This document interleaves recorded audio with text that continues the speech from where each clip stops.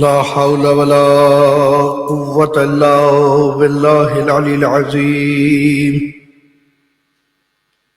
أعوذ بالله من الشيطان الرجيم. بسم الله الرحمن الرحيم. الحمد لله الذي لا يبلغ مدحته القائلون ولا يحصي نعمه العادون ولا يعدي حقه المجتهدون. الذي لا يدركه بعد الهمم ولا يناله غوث الفتن. الذي ليس لصفته حد محدود ولا نعت موجود ولا أجل ممدود ولا وقت معدود. والصلاة والسلام على نبينا وحبيبنا خير خلق الله أجمعين سيد المرسلين أبي القاسم محمد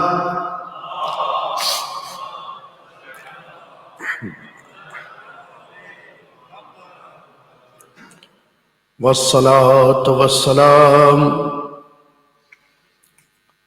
على درة النوراء الإنسية الحوراء حواء العالم العقلية صورة النفس الكلية بزعة الحقيقة المحمدية قرة عين الرسول فاطمة الزهراء البتول.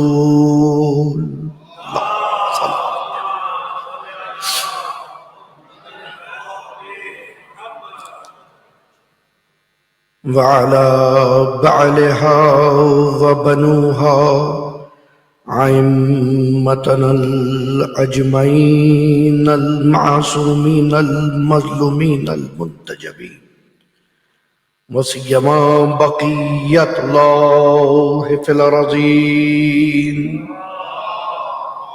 صل على محمد.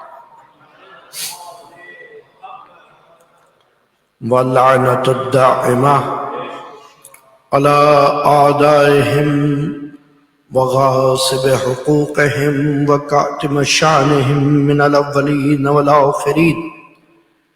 أما بعد فقد قال الله تبارك وتعالى في قرآن الحكيم. بسم الله الرحمن الرحيم. ما كان محمد أبا أحد من رجالكم ولكن رسول الله وخاتم النبيين وكان الله بكل شيء عليم. درود پڑھیے محمد.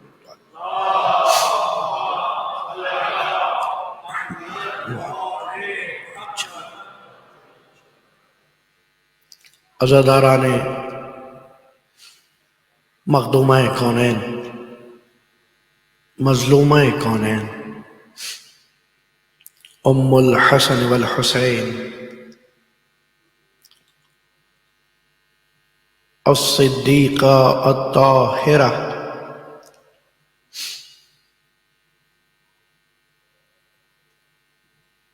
المقدسہ المحدثہ، جن کے لیے محی الدین عربی اس طرح سے فرماتے ہیں کہ درۃ نورا انسیت الحورا حواء العالم العقلیہ صورت النفس الکلیہ بضعۃ الحقیقۃ المحمدیہ.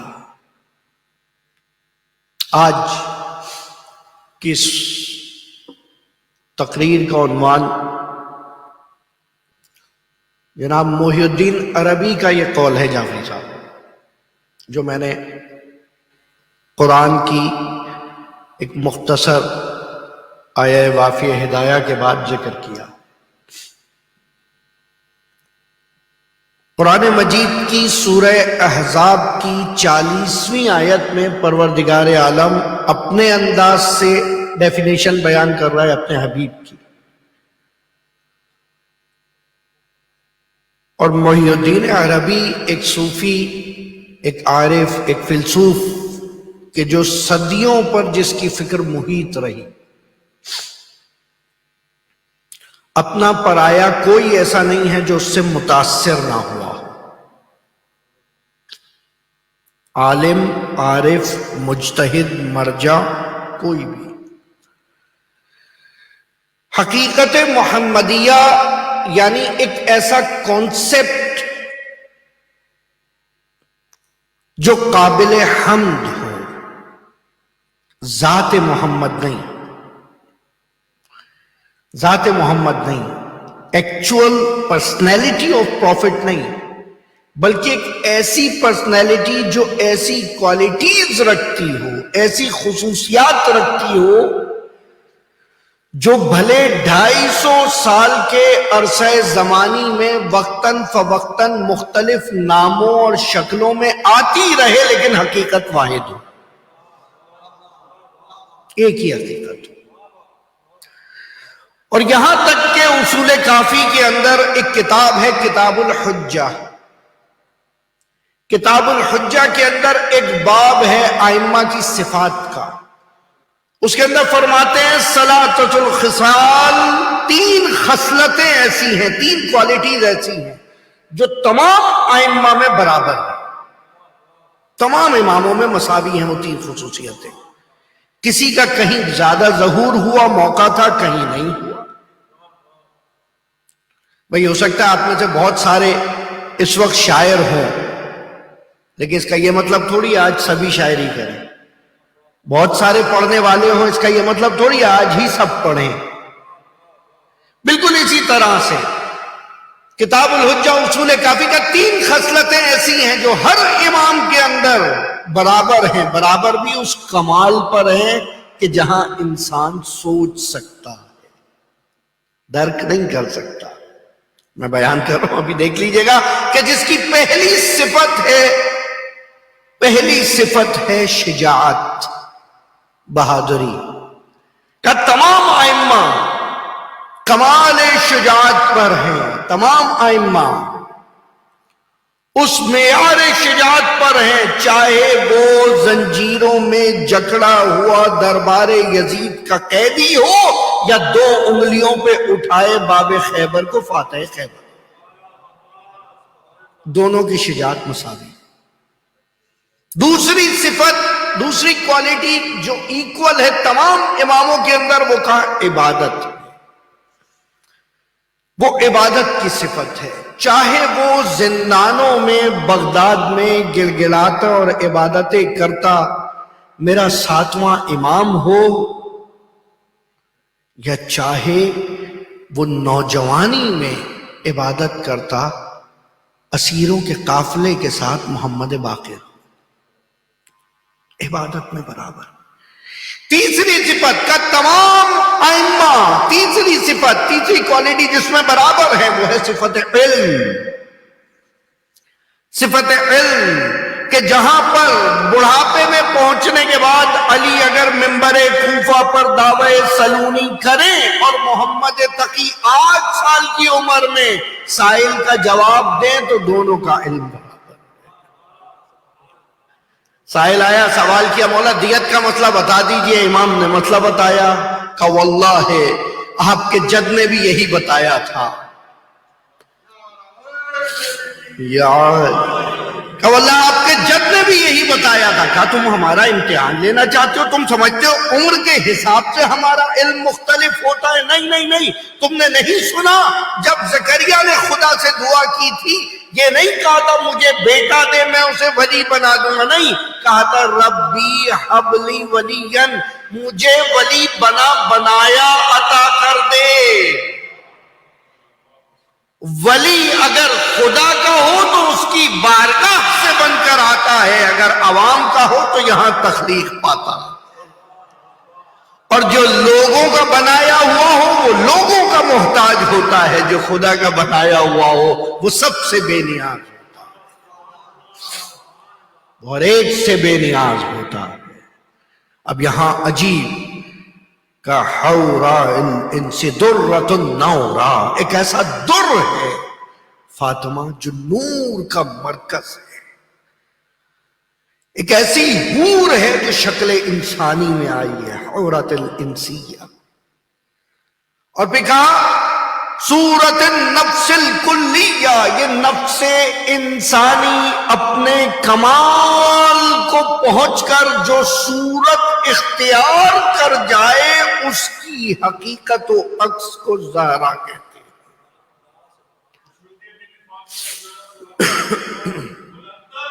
اللہم صلی اللہ۔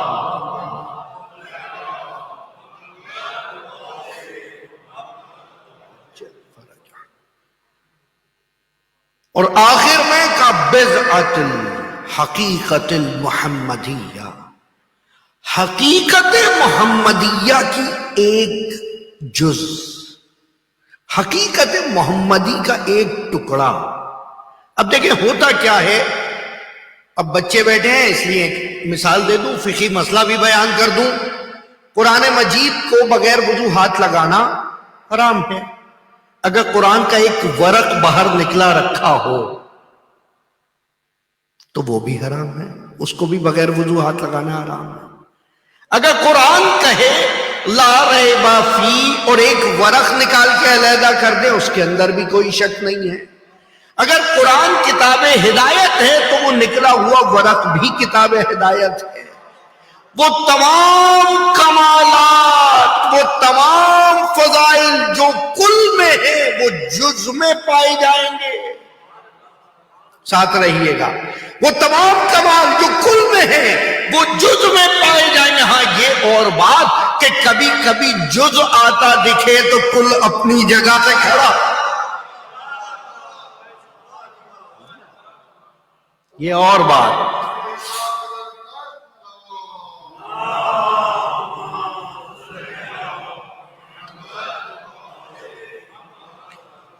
اور واقعی یہ منظر بھی عجیب ہے۔ اگر کبھی محشر میں میں تو یہاں سے بیٹھ کے وہاں کا یہ منظر کئی بار ذہنوں میں متصور کر چکا ہوں۔ خدا ہم سب کو توفیق دے یہ سوچنے کی، وہ دیکھنے کی کہ محشر کا شمع ہے، سب موجود ہیں، ایک مرتبہ ایک امام آ رہا ہے، ایک نبی آ رہا ہے، اس کی امت پیچھے آ رہی ہے، یہاں تک کہ امام آنا شروع ہوئے۔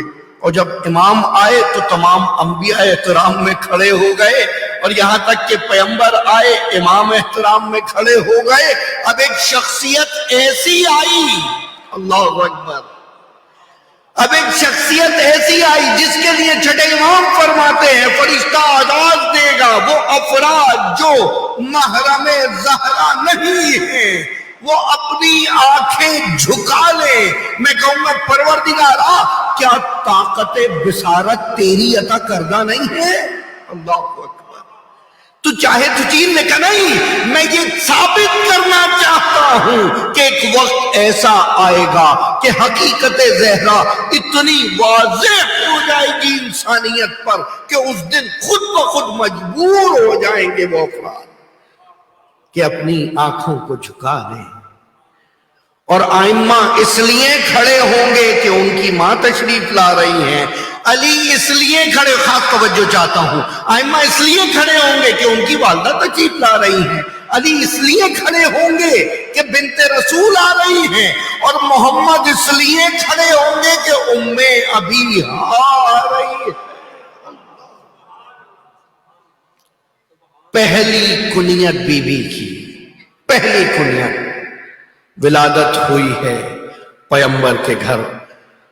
کوثر کی تفسیر عملی ہوتی نظر آ رہی ہے۔ خدیجہ کے گھر میں خوشی کا سما ہے۔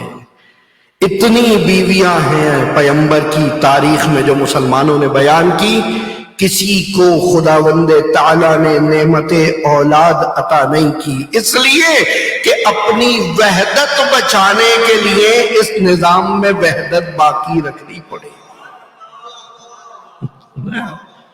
اپنی وحدت اس نظام میں وحدت رکھنا ضروری ہو جائے گا کہ جس سے اس نظام کو دوام ملے اور اس کی وحدت کو قوام ملے. مل کے درود پڑھے محمد والے.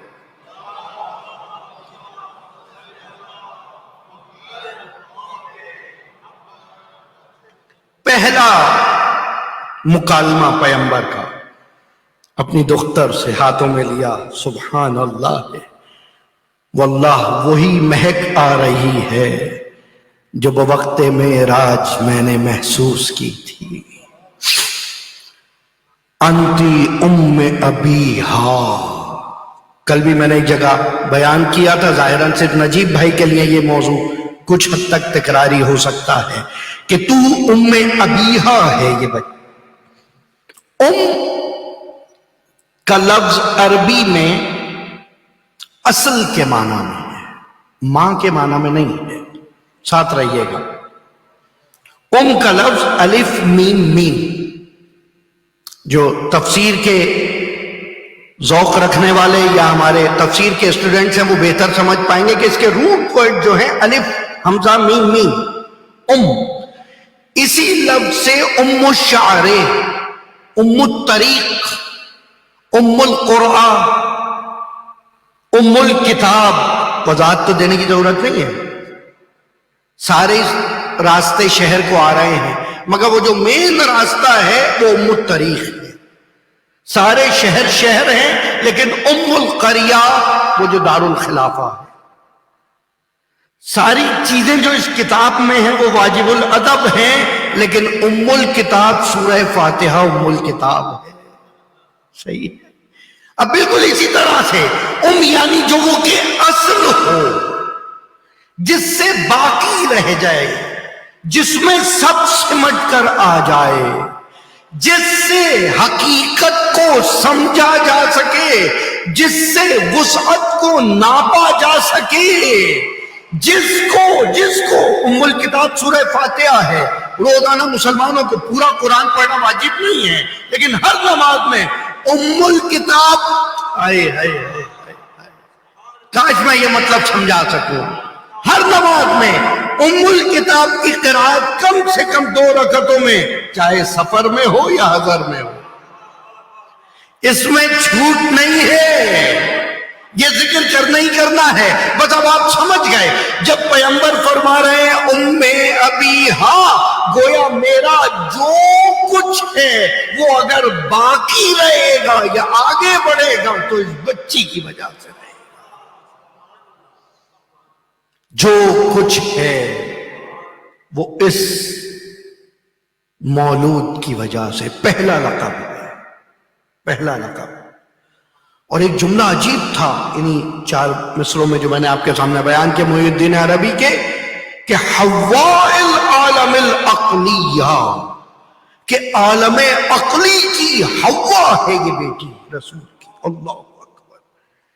گویا عالم عقلیہ کی تمام چیزیں، وہ معقولات جو سمجھے جا سکتے، وہ معقولات جن سے خدا کو پہچاننا ہے. اللہ اکبر. ساتھ رہیے تھوڑی دیر. حدیثوں سے تو خدا کو نہیں پہچاننا، قرآن سے خدا کو نہیں پہچاننا، عقل سے پہچاننا ہے. حواء العالم العقلیہ، جہاں سے عقل کے وہ تمام اصول نشأت پائیں اس کو زہرا کہتے ہیں.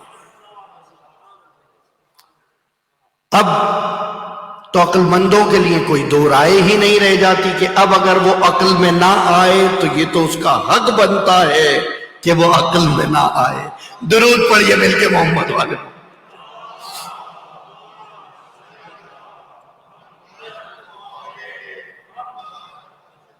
حواء العالم العقلیہ، یہ محی الدین عربی کہہ رہے ہیں. اور زبان معصوم کیا کہہ رہی ہے؟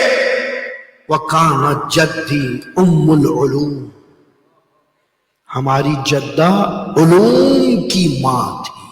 پھر یہاں پر ام کا جو لفظ استعمال ہو رہا ہے وہ گویا یہ کہ جتنے علوم کائنات میں پائے جائیں گے ان کا مرکز و محور اگر ذات آئمہ کو تصور کیا جائے تو ہم اماموں کا محور و مرکز ذات سیدہ ہے. اور یہ تو آپ کے وقت کے امام سے حدیث ہے نا کہ ہم سب عوام پر حجت ہیں اور ہماری جد زہرا ہم پر حجت ہے۔ اللہ صلی اللہ علیہ وسلم، کیا سلسلہ ہے دلائل کا۔ اب اگر ہم اس بی بی کی بارگاہ میں آ کر السلام علیکم یا فاطمہ الزہرا کہہ رہے ہیں تو تکلیف ہو رہی ہے، تو شرک لگ رہا ہے، قبر کو ڈھا دیا جاتا ہے، زری کو گرا دیا جاتا ہے کہ اس سے شرک پھیل رہا ہے۔ جب پروردگار عالم نے سورہ صافات میں سلام علی نوح فی العالمین کہا، اس سے شرک نہیں پھیلا۔ صدیوں پہلے مرے ہوئے ایک نبی نوح کا نام خالی سنا تھا، اور بہت سو نے تو نام بھی نہیں سنا تھا۔ عرب میں قرآن آیا ہے نا، وہاں سورہ صافات اتری ہے، وہاں کہا جا رہا ہے نوح پر سلام، اور یہاں نہیں، عالمین میں سلام۔ خاص طور پہ میں نے ذکر کیا ہے، سلام اس میں بہت نبیوں پر ہے، اور ان کی آل پر سلام، اور ان پر سلام، اور ان پر سلام، آل یاسین پر سلام۔ اللہ اکبر، کہیں گزشتہ پر سلام ہے، کہیں آئندہ پر سلام ہے۔ کمال ہے یہ انسان، کمال ہے۔ دیکھیں محمد پر جو سلام ہے، وہ سلام اشہد ان محمدن عبدہ و رسولہ، پہلے عبدیت کا اقرار ہے، پھر سلام ہے۔ اگر یہاں عبدہ کا لفظ نہ ہو سلام میں تو جائز شرک ہے، لیکن جب پہلے عبدیت کہہ دی جائے تو پھر سلام کا مسئلہ کیا ہے؟ اب یہ تو اس پروردگار عالم کا نظام ہے کہ تمہیں جب نماز پڑھنی ہے ساتھ رہیے گا، تمہیں جب نماز پڑھنی ہے روزانہ اللہ اکبر سب کچھ پیچھے چھوڑ دے گا، صرف خدا بڑا ہے، اللہ اکبر سب پیچھے چھوڑ دیا، اب صرف خدا بڑا ہے۔ لیکن جب اختتام کرنا تو السلام علیکہ ایھا النبی، اللہ اکبر، بات شروع خدا سے کی تھی، ختم رسول پر ہو رہی ہے۔ اب اگر درمیان میں کہیں بضعت الرسول پر درود آ جائے اللہ اکبر تو یہ معراج مومن معراج پا سکتی ہے۔ درود پڑھیے مل کے محمد والے۔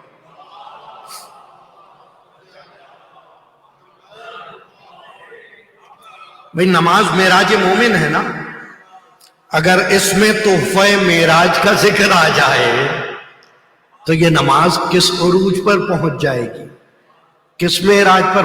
شروع کی تھی نماز خدا کے نام سے، ابھی کہا تھا ایاک نعبد و ایاک نستعین، صرف تجھ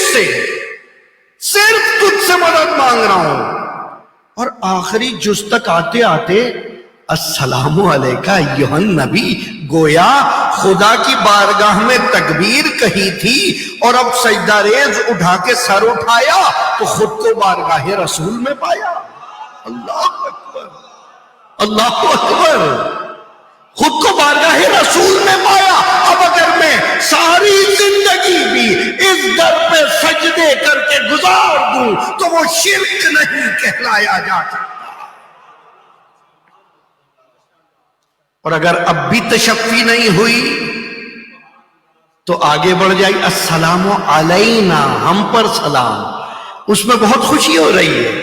اللہ اکبر، اللہ اکبر، یہ جتنے شرک کے دعوے دار بیٹھے ہیں، ٹھیکیدار بیٹھے ہیں، السلام علینا وعلی عباد اللہ الصالحین، تمام عباد صالحین پر سلام۔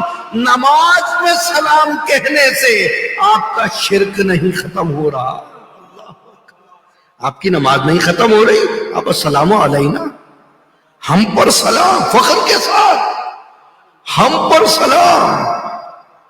اللہ اکبر، تو جواب آئے گا اے میرے بندے، تو نے مجھے پہچانا نہیں ہے.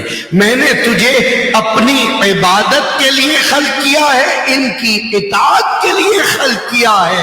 ان کی اطاعت اسی طرح سے ہے کہ یہ جب آ کر یا علی کہہ کر منہ چومے تو تم یا علی کہو. اگر یہ اس در پر السلام علیکم یا اہل بیت النبوہ کہیں تو تم ان پر سلام بھیجا کرو. اگر یہ حسنین کو اپنے سینے سے لگائے تم ان کے غم کو اپنے سینے سے لگاؤ. اگر یہ اہل بیت کے لیے دعائیں کریں تم اپنی دعاؤں کو ان کے وسیلے سے قبول کرواؤ. یہ اصول تو پیغمبر دے کے جا رہے ہیں. اور کیا کہنا، مولا آپ سب کو زیارات مقامات مقدسہ نصیب فرمائیں. ہم زیارات پہ جا کر، یہ پالیسی بتا رہا ہوں مذہب تشیع کی، فقہ جعفری کی، فاطمیون کی، امامیون کی، رافضیوں کی، جو نام لینا ہے لو. کلمتنا واحد و عبارتکم شتیٰ، ہم ایک ہی ہیں، تم نے نام مختلف رکھے ہوئے ہیں. جو جس پہلو کو دیکھتا ہے وہ سمجھتا ہے یہ صرف ماتمی ہے، جو نمازی کو دیکھتا ہے وہ سمجھتا ہے یہ صرف نمازی ہے، وہ قاری کو دیکھتا ہے وہ سمجھتا ہے یہ صرف قاری ہے، وہ کسی زاہد کو دیکھتا ہے وہ سمجھتا ہے یہ صرف نہیں، ہم سب ایک ہی ہیں. جب وقت ادا ہو صف ادا میں دکھتے ہیں، جب وقت نماز ہو صف نماز میں دکھتے ہیں.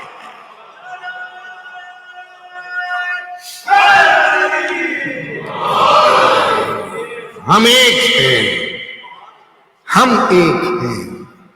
اور ہم تو جب زیارت کے لیے امام تک جاتے ہیں تو وہاں بھی ہم تو امام کی عبدیت کی قسم کھاتے ہیں، گواہی دیتے ہیں.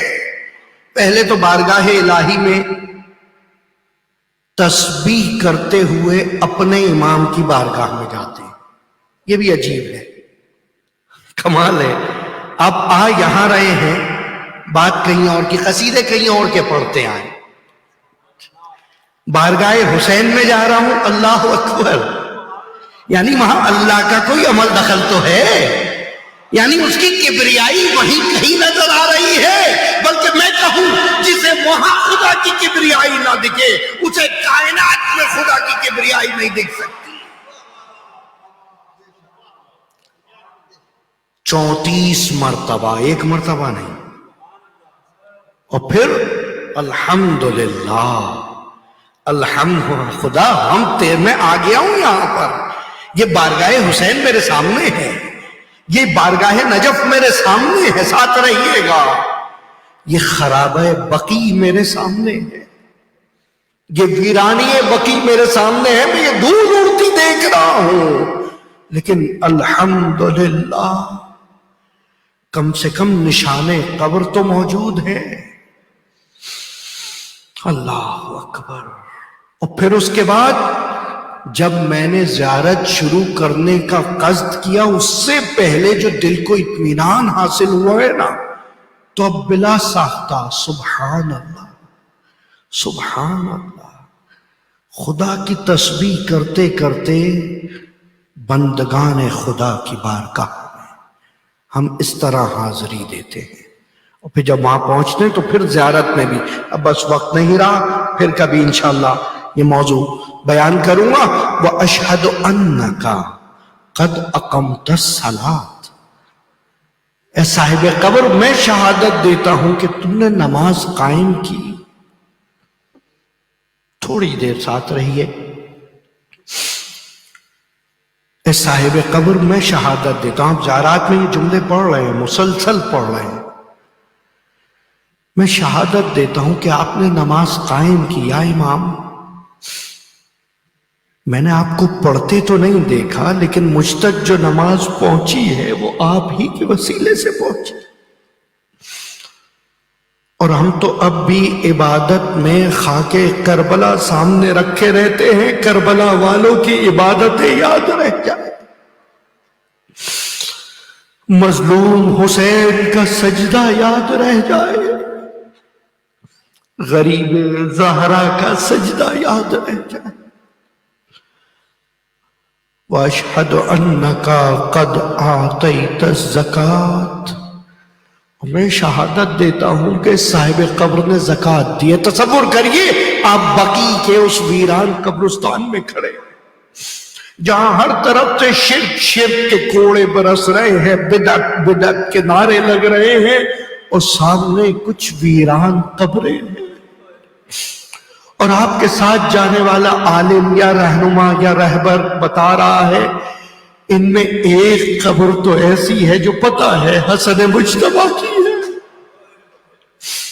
ایک قبر اس پہ ایسی ہے جو زین العابدین کی ہے، ایک قبر محمد باقر کی ہے، ایک قبر جعفر صادق کی ہے، اور خدا معلوم شاید یہی قبر بنت رسول فاطمہ الزہرا کی ہے۔ غیروں اپنی زیارت کو تصور کرو، قبرستان بقی کی وہ ویرانی کہ جہاں دھول اڑ رہی ہے۔ ہائے رے زہرا بی بی، آپ نے بڑا گریہ کیا ہے، ایک ایک بچے پہ، ایک ایک بچے کی قبر پہ گریہ کیا ہے، شہادت پہ گریہ کیا، کبھی بقی میں گریہ، کبھی کربلا میں گریہ، کبھی بغداد میں گریہ، کبھی خراسان و سامرہ و کاظمین میں گریہ، لیکن آپ عالم ظاہر میں نہ تھی، لوگ دیکھ تھوڑی پاتے، ورنہ اس وقت بھی کوئی آ جاتا جیسے بعد از وفات رسول آ کر کہتے تھے ابو الحسن زہرا سے کہو کوئی ایک وقت گریہ معین کر لے، یہ صبح و شام رو رو کر ہماری نیندیں اڑا دیتی ہے۔ میں کہوں گا اہل مدینہ تمہیں نیند کیسے آتی ہے؟ علی کی گردن میں رسی باندھی جا رہی ہے، زہرا دروازوں پر جا کر سوال کر رہی ہے، مدینہ سونا چاہتا ہے، حسن و حسین تڑپ رہے ہیں، مدینہ سونا چاہتا ہے، ارے جلتا دروازہ جلانے کی دھمکی دی جا رہی ہے، مدینہ سو رہا ہے۔ زہرا آگے بڑھی اور کہا کون اس در کو جلائے گا؟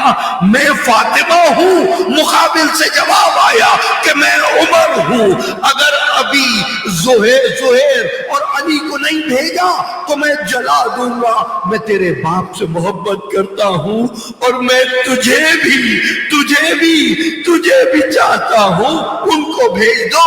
ایک مرتبہ آگے بی بی نے بتایا ہے، واپس دوڑی گئی ہے۔ عزیزو تصور نہ تھا، ساتھ رہیے گا، کبھی کبھی اگر آپ کو بتا کر حملہ کیا جائے آپ الرٹ رہتے ہیں، آپ کو پتا ہوتا ہے میدان حرب ہے، سپاہی ہتھیار لگا کے گیا ہے، ڈھال بھی ہے، تلوار بھی ہے، حملہ کر سکتا ہے، حملہ ہو بھی سکتا ہے۔ زہرا کو گمان نہ تھا،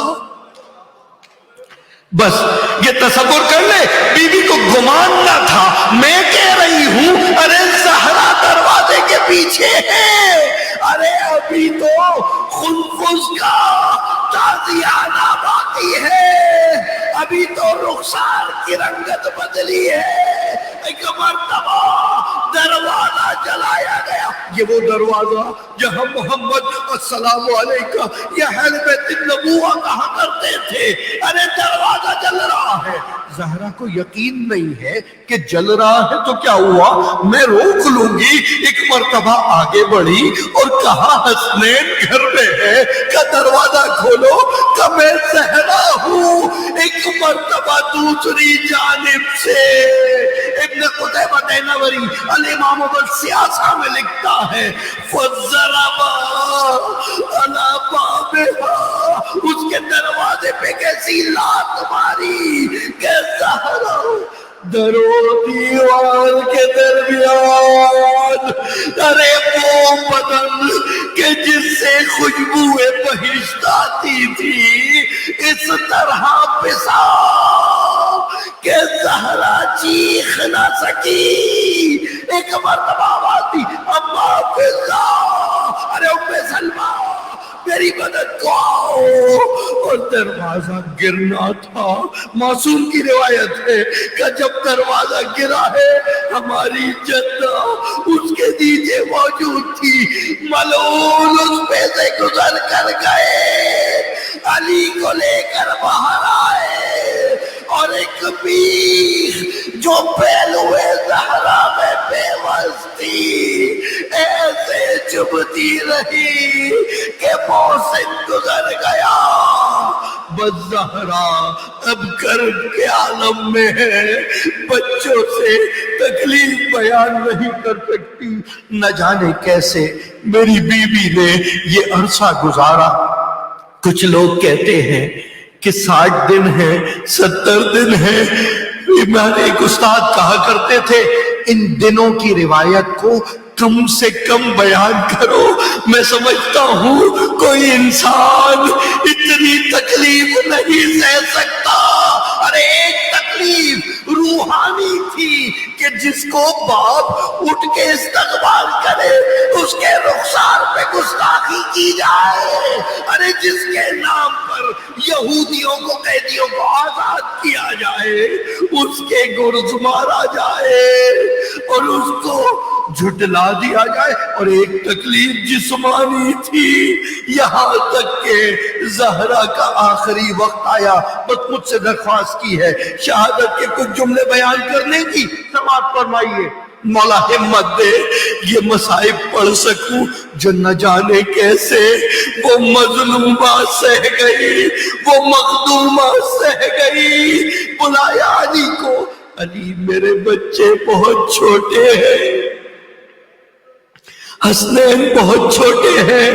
زینب کو بلایا کہ بیٹی زینب حسین کا خیال رکھنا.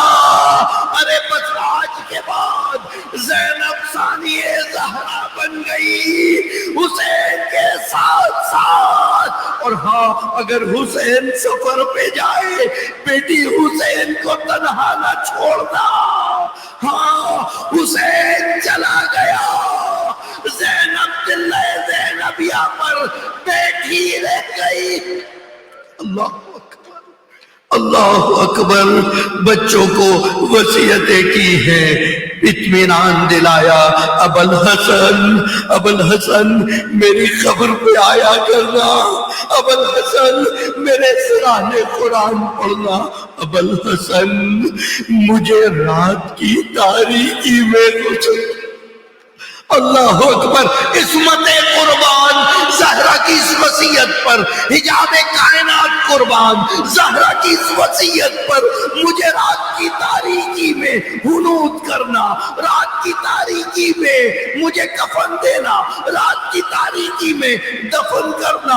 یا علی میری صورت مدینے والوں نے نہیں دیکھی, میں نہیں چاہتی کوئی آ جائے. شاید یہی وجہ تھی. آپ سنتے ہیں نا حسین نے اپنی ایک بیٹی جو شبیہ زہرا تھی مدینے میں چھوڑ دی. ارے فاطمہ میں نہیں لے جا سکتا. اور کیسے جس کی ماں کا جنازہ رات کی تاریکی میں اٹھے, کیسے ممکن تھا کہ اس کی شبیہ کربلا سے کوفہ, کوفہ سے شام بے مقنع چادر پھرائی جائے. زہرا گزر گئی. الا لعنت اللہ علی القوم الظالمین. نعرہ لگاتی ہوئی صبت علیہ مصائب. مجھ پر وہ قیامت ٹوٹی جو دن پہ پڑتی تو رات میں تبدیل ہو جاتے. زینب و کلثوم یتیم ہو گئے, حسنین یتیم, ابوالحسن تنہا رہے. یا زہرا